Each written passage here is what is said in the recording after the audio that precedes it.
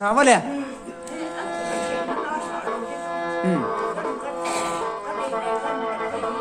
Ê.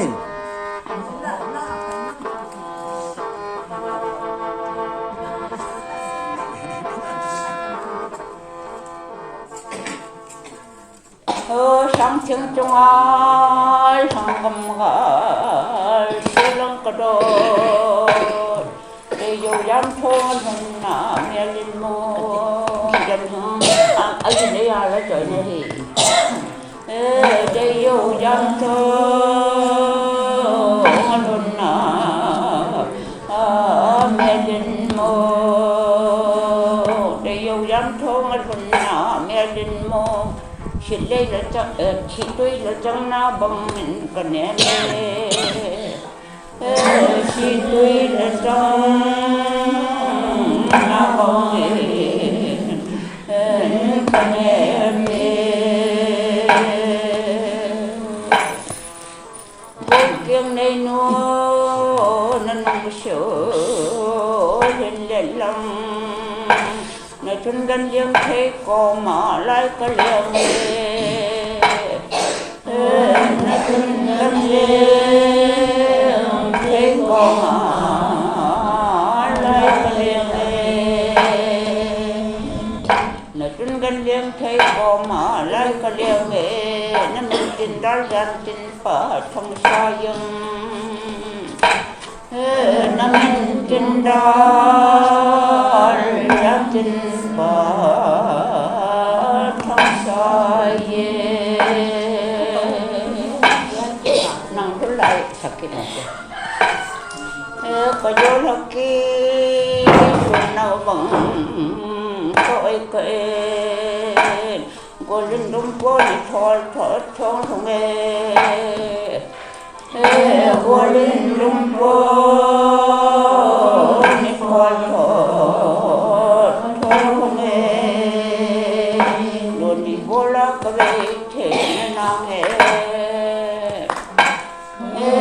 luôn đi vô là cái về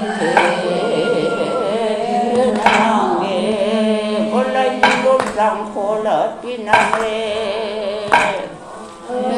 vô lại nên nó rằng khổ là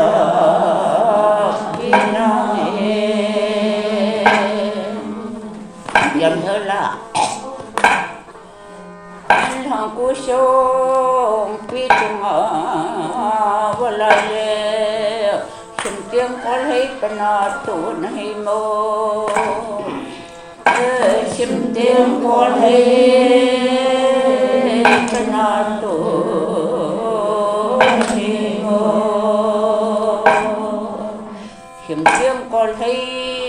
bên hình và lời đề ở trong tâm siết kỹ sao là viếng rồi hầu ra trong siết kỹ sao là viếng rồi các bạch trẻ đưa nó lại gì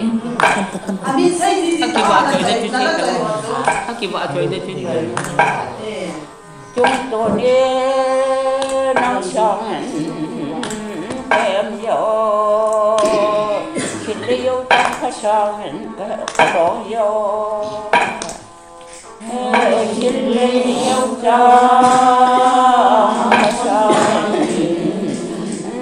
cái đó vô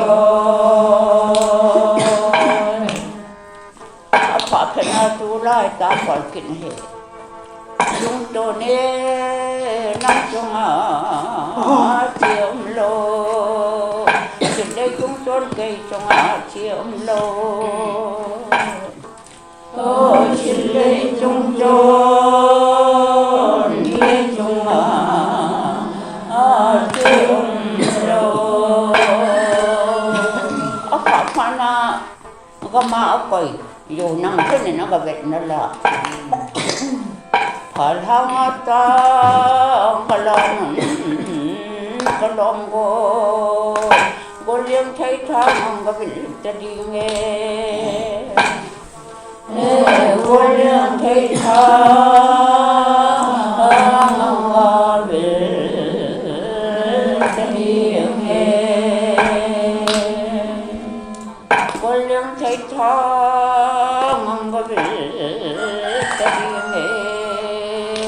số mai lơi tuy dòng có gọn ta đi mê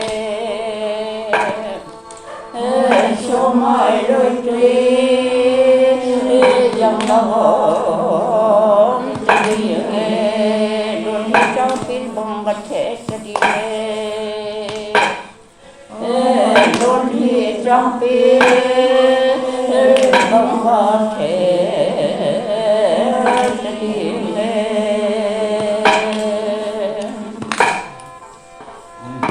cái lễ không bằng nó rất là có điều để chậm chạp của nó bao khó nôn có lợi rồi chậm chạp của nó bao khó nôn có lợi rồi chậm chạp của nó bao khó nôn có lợi rồi có bao nhiêu xe bộ này ở bờนี่ก็งาบอนลายเลี้ยงโลก็ป้าอยู่เชียงผู้นี่นั่นหลายแล้วก็ป้าอยู่เชียงผู้นี่นั่นหลายแล้วกดมัวเชียงกดมัวกันโลก็เลี้ยว่านั่นเลี้ยลำcon mua cái lô con đi vợ con đi lo buồn không giờ na buồn không kì không kì thâu chiang khôi lại à buồn đi không kì thâu chiang khôi lại